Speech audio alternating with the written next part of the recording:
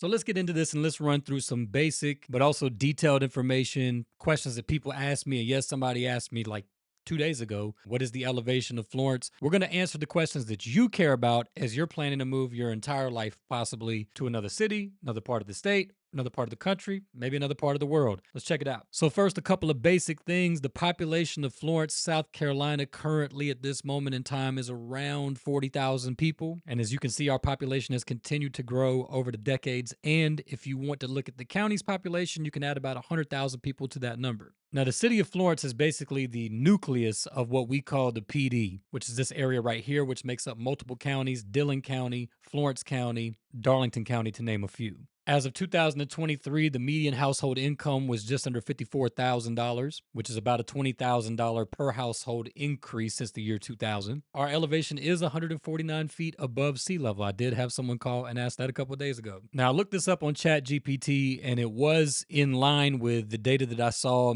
about a year ago when I was looking this metric up. But you're going to have to fact check this one. But our job growth is around 2.5% up, which is about 1% higher than the average across the country. And as a local, it's easy to verify this because we can see all of the development in our area. So these jobs are coming not only from healthcare, which I'm about to show you in a moment, our job makeup, but it's the increase in distribution centers and manufacturing that we've seen in our area over recent years, adding tons of jobs. And that only continues to increase along with residential development, which is booming to go right along with it. Multiple subdivisions are being built around the city and just outside of the city right now as we speak. And in just a moment, I'm going to give you some numbers of what you can expect some of those homes to cost you. And as you can see here in our most common industries, healthcare, manufacturing, and education make up the bulk of our jobs in Florence. This is because we have two pretty large medical campuses in McLeod Hospital System and also MUSC. I know for people that are moving from other parts of the country, commuting is a big subject because if you've lived in different cities or areas like I have, then you know that sometimes just a trip to work can be a couple hours out of your day. Not the case in Florence. As you can see here,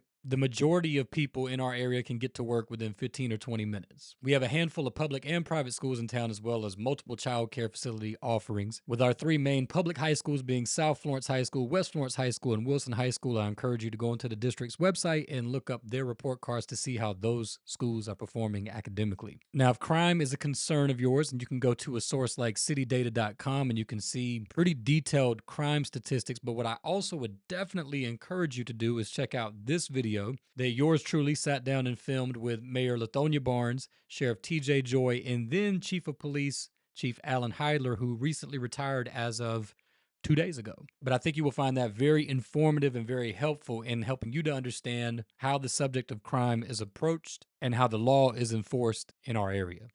As far as entertainment goes, we do have a lot of options for entertainment. I would just encourage you to watch this video that I just recently filmed. That'll give you a whole list of the things that there are to do in Florence and then some ideas with the surrounding areas as well.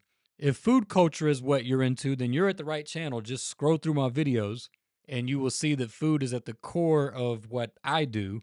And I labor pretty hard to give you full exposure to everything food when it comes to Florence. So this can be your one-stop shop as far as that goes. Now, when it comes to geographic location, this is another big asset to living in Florence. You're about an hour away from the coast in Myrtle Beach, under 2 hours from Charleston, under 2 hours from Charlotte, an hour away from Columbia, and only about 45 minutes less than from the North Carolina border, making your drive to Fayetteville, North Carolina, about an hour and a half. You can even be in Augusta, Georgia in 2.5 hours, and Savannah, Georgia in roughly the same amount of time. So what will it cost you to live in Florence? As you can see here, median rent is $1,650, but I can tell you that you can find a 3-bedroom, 2-bath home to rent pretty frequently from anywhere from $1,100 to $1,500, and a decent home at that. But why would you want to rent when you can call me and I can help you buy a home that you can own? Right now, the average price per square foot for homes across all segments of our market is $150. I can tell you that this number will range depending on market segment for move-in ready homes anywhere from $125 to $185. And then, of course, you have some outliers where possibly could be more, possibly could be less. Plug time. I've actually got a 5-bedroom move-in ready home, 3,500 square feet available right now for $109 a square foot. But again, those are outliers. For your purposes, you can expect to pay around $150 a square foot. So if you take whatever amount of square footage you know that you have for your needs, multiply it times 150, you're going to be in the ballpark of what you can expect to pay. And the median list price for homes right now in Florence on a current 90-day average is $345,000. I can tell you that most of the homes in Florence are between 235 and $335,000. That is the sweet spot for our market. And so if that's the budget range that you're shopping in, particularly depending on the time of the year, which we're not going to get into the weeds of all of that for this video, but yes, you should have a lot of options. Now, this is a big one, again, especially for those of you that are moving from other parts of the country. We have some of the best tax rates in the United States. I mean, I guess it would be better if we didn't have property taxes at all, but we do. And what can you expect to pay annually as far as taxes goes on your home based on the numbers that we just went over? And you see here that the median number is $1,070 per year for property taxes on your home. And I can tell you that this is about right. We have a home that I would like to think we could sell for around $375,000. And our annual tax bill is under $1,400 a year, which I find very reasonable, especially when I hear some of y'all's stories about what you pay in taxes annually for your home. I'm like, I'm glad I live in South Carolina.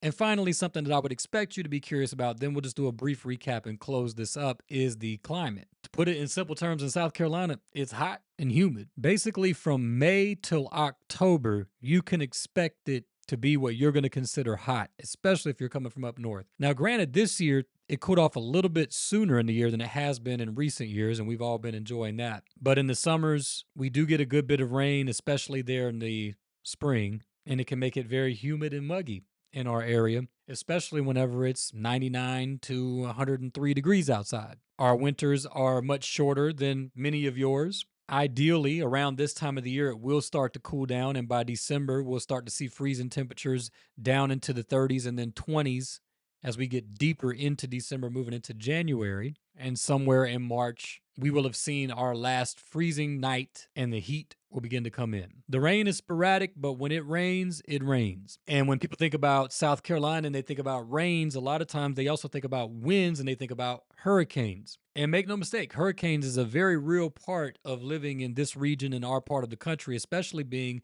60 plus miles inland. But what we find is we are actually just far enough off the coast to enjoy getting to the beach with convenience, but being far enough in that storms typically don't impact us the same way that it impacts our neighbors on the coast. But I don't want to minimize it. Hurricanes are part of living in South Carolina, just like other weather phenomena are part of living in other parts of the country. But in my almost 40 years in this area, there have been two hurricanes in particular that brought what I would call devastating impact to our area, and that was Hurricane Hugo in the late 1980s, and that was Hurricane Matthew, which came about 10 years ago.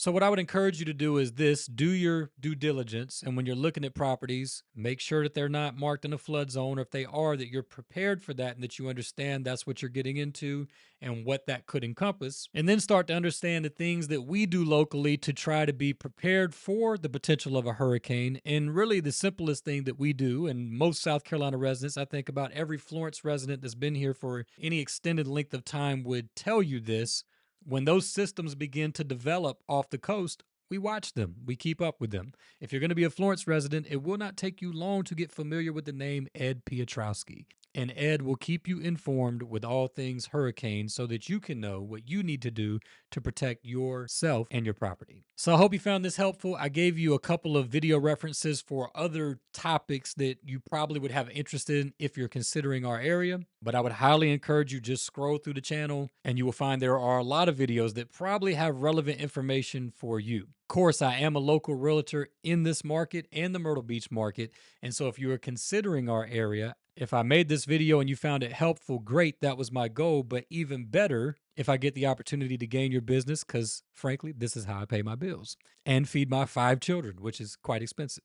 So I'll have a few different links down in the description that could be relevant to you. One of those will be my business Google profile so that you can read my reviews, get an idea of who I am, how I conduct business. And if you'd like to speak further about our area, I'd be happy to answer any of your questions that I can. If you found this video helpful, please give it a like. It helps this channel a ton to position us to be able to continue to make content like this for free for you. And with that said, I look forward to speaking to you. Y'all take care, and God willing, we'll see you on a future video.